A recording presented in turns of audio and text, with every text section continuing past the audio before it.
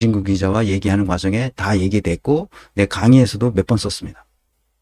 여기서 가장 중요한 것은 통제 불가능성이라는 단어입니다. 사람들이 이 통제 불가능성의 개념을 잘 이해 못하는데 예측 불가능성을 훨씬 뛰어넘는 거거든요. 예측 불가능성은 이 경영학자들이 아주 싫어하는 말입니다. 예측 불가능성은 다른 말로 얘기하면 그 경영학적인 용어로 말하면 리스크라는 거예요. 리스크. 왜냐하면 예측이 불가능하거든. 예측 불가능한 상태가 됐을 때를 인간은 가장 불안해요. 그런데 이명박, 박근혜로 넘어오면서 우리 사회가 예측 불가능하다는 것을 알고 도저히 견딜 수가 없게 된 거예요. 그래서 어떻게 했습니까? 촛불혁명으로 탄핵하게 된 겁니다. 그래서 그 예측 불가능성을 없애고 예측 가능성을 높인 구조와 시스템을 만들으라고 촛불혁명을 일으킨 겁니다. 국민이. 내가 말하듯이 이렇게 간명하게 정리해서 예측 가능성을 높이라고 촛불혁명을 일으켰다. 이렇게 말한 사람은 없어요. 지금 나는 그렇게 해석한단 말이에요. 아니 도대체 이명박이 셀러리맨의 신화라며 그래서 이 사람이 대통령 되면 뭐 747 얼마든지 그냥 잘 먹고 잘 사는 부강한 국가를 만들겠다고 그러는데 지가 돈을 다 빼먹었어요. 박근혜는 박정희의 딸로서 박정희가 일으켰던 경제 부흥, 응? 실물 경제. 그러니 박정희의 딸이 한번 해봐라. 그러니까 해봐라. 그래서 해서 그러니까 완전 칠푼이고 맹꽁문이었다는 것을 알게 된 거예요. 그제서야. 아무도 박근혜가 저런 어리버리한 인간이라는 것을 아직도 사태 파악이 안 되고 있는 여자잖아. 그걸 최순실한테 맡겨놓고 했었던 거지. 문재인은 누구한테 맡겨놨어? 여러 칠푼이 같은 주변 사람들한테 맡겨놨는데 그 중에서도 한 사람이 윤석열이었지. 그러니까 문재인은 국가를 운영할 능력이 없고 그러니까 전부 뭐가 있는 것처럼 있어빌리티만 잔뜩 해왔단 말이에요. 그러니까 잘하는 줄 알았어 사람들이 다. 그러니까 퇴임할 때까지 40% 지지율을 갖고 퇴임한 거야. 그러니까 역대 대통령 중에서 레임덕이 없는 그 대통령이라 최초의 대통령이라고 사람들이 말할 정도로 그냥 이렇게 붕 떠 있었던 거지. 아무것도 안 했는데 거품 뭐 잔뜩 무슨 행사를 해가지고 이벤트에서 했어요. 이벤트. 그렇게 그냥 한마디만 하면 돼. 검찰 개혁을 하라고 한마디만 하면 되는 거야. 그런데 안 했어. 그게 가장 중요하다고 해놓고 안 했어. 윤석열 검찰총장으로 자기가 앉힌 후에 끝까지 뒷배를 봐줬어요. 이 네놈들이 다 국민을 배신했죠. 통제 불가능성이란 어떤 문제냐? 구조와 시스템을 바꾸지 않으면 그 속에서 권력을 가진 자들이 아까 맨 초입에서 이재명이 말했듯이 권력을 가진 자가 자기 권력을 이용해서 마구자기비로 부패하게 된단 말이에요. 근데 그것을 통제할 길이 없어. 왜? 구조와 시스템을 안 바꿨거든. 이명박이 하던 짓을, 박근혜가 하던 짓을, 문재인이 하던 짓을 윤석열이 똑같이 반복하면서 자기 이성만 챙기는 거예요. 문재인은 자기 이성만 챙기는 일을 하지 않고 자기가 대통령직을 유지하면서 그 있어빌리티만 만들어냈어. 막 불법을 저질러서 막 개걸스럽게 남의 걸 다 빼앗거나 이런 짓은 하지 않았어. 근데 일반 평민들도 다 그런 짓은 안 해. 그 대통령은 누가 오더라도 그런 짓을 할 수 없도록 구조와 시스템을 만들었어야 되잖아. 그거 만들려고 앉혀놨는데 그건 난 잘 모르겠고 나는 해먹지는 않을 거야 적어도. 그리고 뭔가 하는 것처럼 했는데 아무것도 안 했어. 와, 이 보통 인간이 아니야 이게. 아무도 흔들 수 없는 나라를 만들었다고 책까지 썼어. 근데 검사 나부랭이가 나와가지고 나라를 완전히 아작을 내고 있어. 아무도 흔들 수 없는 게 아니라 아무나 흔들 수 있는 나라를 만든 거지. 내가 그래서 친문 세력, 문재인 포함한 친문 세력이 너무나 무능했다. 그래서 오늘날과 같은 사태가 벌어지도록 원인을 제공한 자들이다. 이렇게 보는 겁니다. 이게 인과관계를 파악할 때 가장 정확한 답이에요. 아무도 이 얘기를 정치권에서도 안 하고 대형 유튜버들도 이런 얘기를 안 해요. 그래서 나라도 해야 되겠다 이렇게 생각한 거죠. 굉장히 중요한 얘기입니다. 이게 인과관계를 파악한다는 게 학문적 소양이 있어야만 파악할 수 있어요. 그렇지 않으면 모릅니다. 우리 한국 사회에서 그것을 모른다는 게 너무나 한심해요. 왜? 학문적 소양을 학교 다닐 때 중등교육까지 배운 것만으로도 충분한데 그 대학에 가면 또 다른 차원의 학문적 소양을 쌓습니다. 거기는 어려운 여러 개념들을 가지고 자기 스스로 생각해서 이론 체계를 해야만, 이론 체계를 잡아줘야만 그 대학에 가서 대학을 제대로 졸업할 수가 있어요. 독일 대학은 졸업하기가 굉장히 어렵습니다. 그래서 나한테 가끔 이제 젊은이들이 그 독일 대학에 내 강의를 들은 젊은이들이 독일 대학으로 가고 싶다. 거기 가서 공부하고 싶다. 그래서 내가 독일어보다 더 중요한 거는 이 학문적 소양을 기본적으로 한국에서 쌓아야 돼요. 그래야 거기 가서 적응이 빨리 되고 그 사람들이 원하는 것을 해줄 수가 있어요. 그런 좀 뭐랄까 그런 생각하는 힘 이런 것을 기를 수 있는 교육 체계라 만들어줘야 됩니다. 뒤에서 잠깐 얘기하겠습니다. 이건 거시적 수준에서 얘기한 거고 마이크로한 레벨로 들어가면 어제 뉴탐사에서 얘기한 것처럼 문재인이 궁극적으로 검찰 쿠데타를 승인해 주었다는 거예요. 근데 나중에 진짜 쿠데타가 승인됐다는 것을 말을 내니까 조국이 나타나서 그게 아니다 이렇게 말하고 있습니다. 이게 거짓말이죠. 그래서 뉴탐사 어제 제 그 강진구 기자와의 대담을 못 보신 분들은 꼭 한번 보시기 바랍니다. 오늘 할 얘기 본문이 여기에 있습니다. 죄의 문제죠. 책임의 문제입니다. 죄란 그 책임의 문제죠. 의무의 문제이기도 하고요. 그래서 이것은 칼 야스퍼스가 죄의 문제, 시민의 정치적 책임에 대해서 말하고 있습니다. 1883년 태어나서 69년에 그 바젤 대학에서 스위스로 망명을 했죠. 독일이 제대로 나치 청산을 하지 않는다고 굉장히 그 분개해서 독일로 60몇 년인가? 하여튼 60몇 년에 그 스위스로 망명을 했습니다. 스위스 바젤 대학의 교수를 하다가 거기서 돌아가셨습니다. 그러니까 29년에 박사학위 논문을 하이델베르크 대학에서 철학으로 정치 철학이죠. 그 철학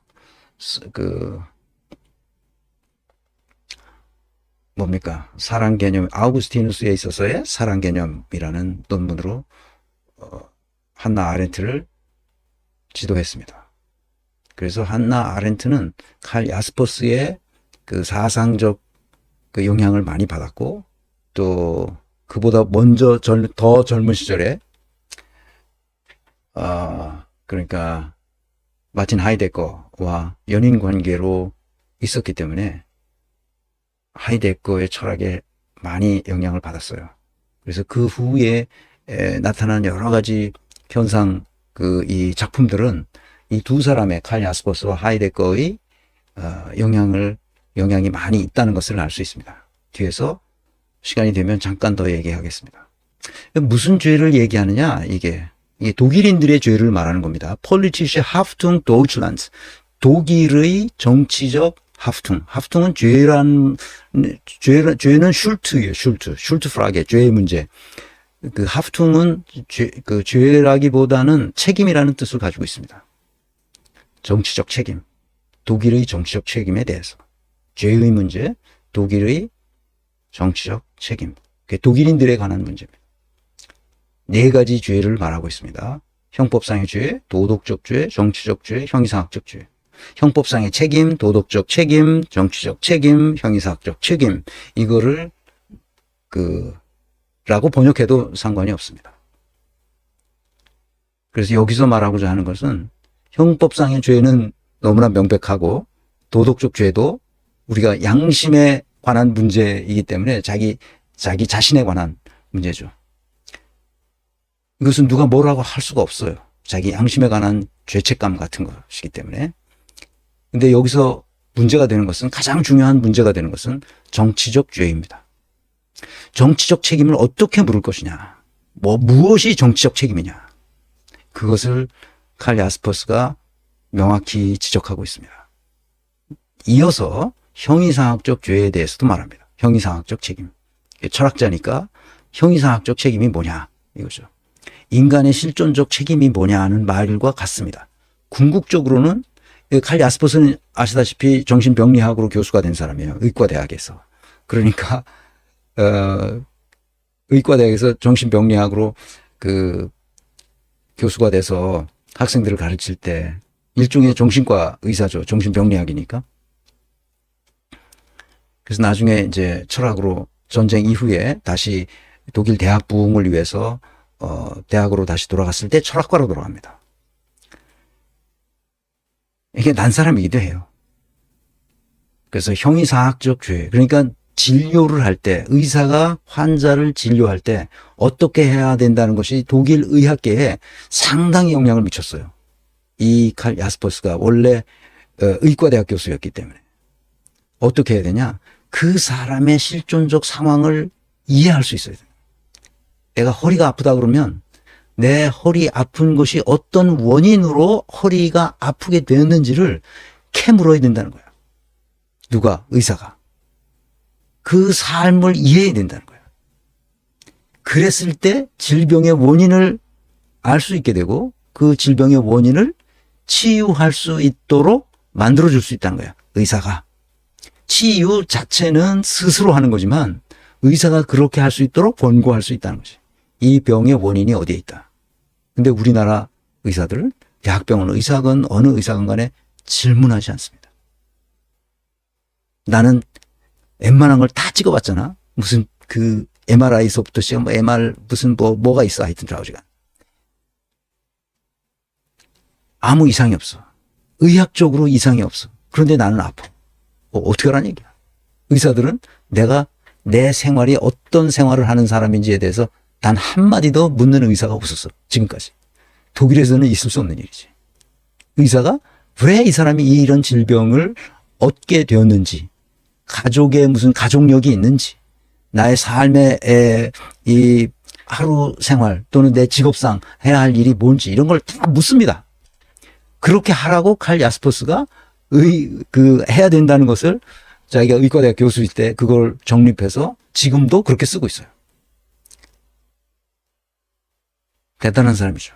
칼 야스퍼스는 누구에게 영향을 받았냐? 막스 베버에게서 영향을 많이 받았습니다. 그리고 한나 아렌트 얘기를 아까 김남년 교수가 그걸 말했는데, 한나 아렌트를 말했는데, 바로 한나 아렌트가 바로 칼 야스퍼스의 영향을 받은 거예요. 그래서 정치적 죄에 대해서 말하고 있는 겁니다. 정치적 죄란 뭐냐? 이런 거예요.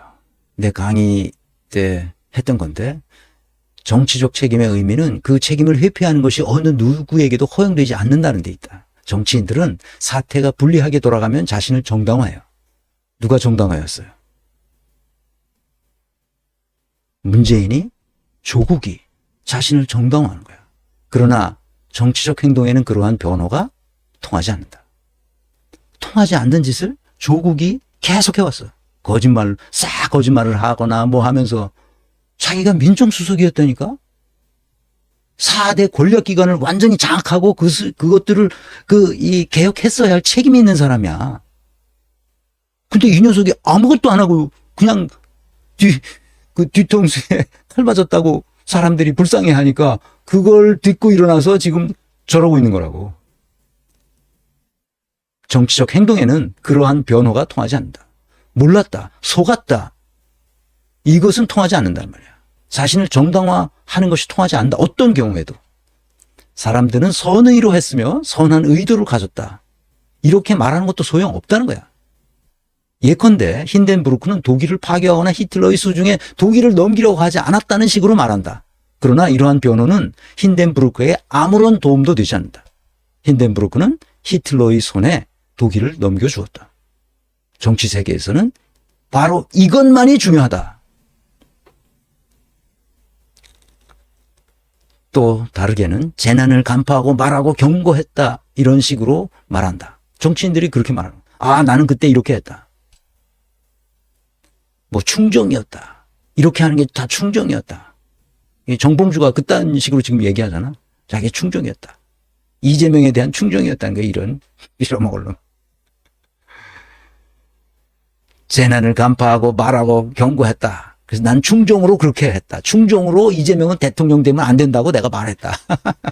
그러나 그로부터 어떤 행동도 뒤따르지 않았다면 어떤 행동도 없었잖아. 그렇게 말하고 쥐떠들고 다닌 거지. 그리고 그 행동이 성공하지 못했다면 그런 말과 행태는 정치 세계에서 아무짝에도 쓸모없다. 결과로 말한다는 거야. 정치는 결과로 말하는 거지. 내가 이렇게 했었다. 이렇게 했는데 그런데 결과가 나쁘게 났어. 이렇게 선한 의도로 어떻게 했다. 이건 아무 의미가 없다는 얘기야 지금. 정치적 죄는 그렇게 무서운 거야. 정치적 책임을 물어야 한다는 거죠.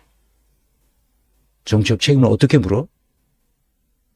정치판에서 물러나게 하고 그 다음에 더 이상 정치판에 얼씬도 못하도록 해. 지금 문재인이 정치판에 얼씬하려고 하고 김두관이 불러다 하고 또 누가 김동연이 불러다가 뭐라고 얘기하고 다른 사람들 와서 정치판에 이런 어리석은 짓을 못하게 해야 된다. 그리고 끊임없이 그가 정신 차리도록 댓글 달고 정신 차리도록 그 말해주고 그래야 됩니다. 그 친문 세력들에게 특히 그래야 됩니다. 그렇지 않으면 그 친문 세력이 다시 나타나서 무슨 짓을 할지 모른다는 거예요. 정봉주도 똑같은 놈입니다. 형이상학 죄를 보겠습니다. 형이상학적인 죄는 인간 연대의 절대적 결핍에서 나온다.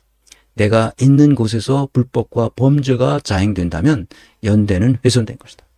인간 사회에서 연대가 그렇게 중요한 거죠. 연대가 사라지는 경우 그것은 그 한나 아렌트가 바로 여기서 따온 것인데 뭐야 그게? 외로운 사람들. 연대가 훼손된 사람들. 외로운 사람들이죠. 버려진 사람들.